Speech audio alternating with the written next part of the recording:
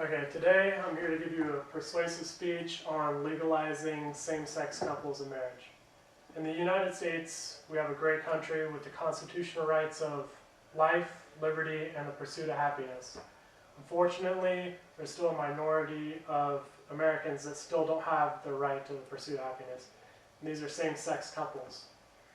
According to freedomtomarry.org, only 5 states legalize gay marriage and recognize it within law.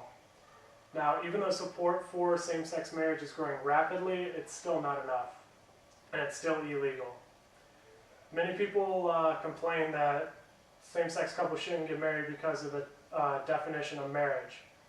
Now, Merriam-Webster defines marriage as the state of being unified to a person of the opposite sex as a husband or a wife.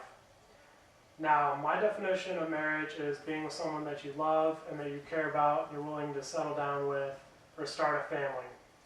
I don't think that the government should be able to stand in the way of who you decide on who you want to love or who you want to be with.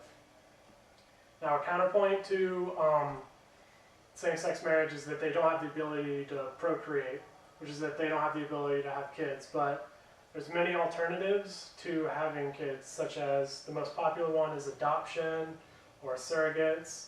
And in fact, if you legalize gay marriage, then same-sex couples could put a positive spin on the adoption rates.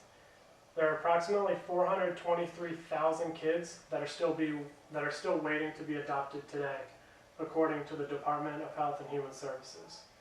Now, 8 states, it's still illegal for gay and lesbian couples to jointly adopt a child.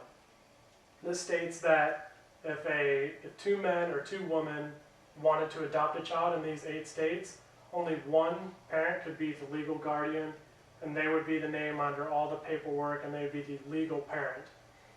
Now, in an unfortunate accident, if something happened to this legal guardian and they were to die, the child would be placed in foster care, and they wouldn't be allowed to live with the other parent, since they're not the legal guardian of this kid.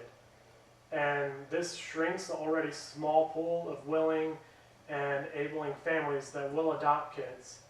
And there's no statistics showing that gay couples or lesbian couples are less fit to raise a child, or kids that were raised by gay or lesbian couples don't succeed in society. And there's no negative impacts on same-sex couples marrying. There's no economic problems or political scandals involved in that. It would change nothing in how everybody lives their day-to-day lives. And in fact, it would change their day-to-day lives though. It's denying them their violation of their constitutional rights. It's violating their religious freedoms. It's a form of minority discrimination.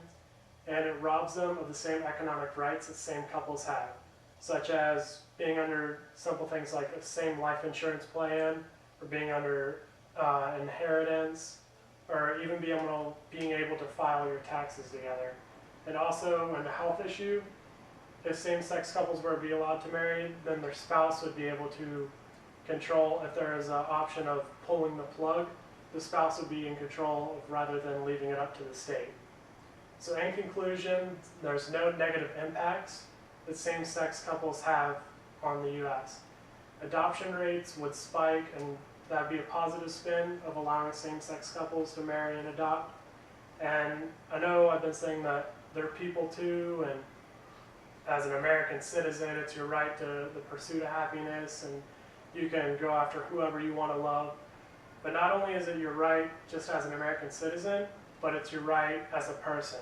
As a human being on this earth, I believe that everybody has the right to be able to marry whoever they want or whomever they want, no matter what gender they are. So hopefully after the speech, everybody's now been persuaded to possibly change their opinions on how they view same-sex couples. And next time you go and vote, Proposition 8 is a bill that is trying to ban same-sex marriage.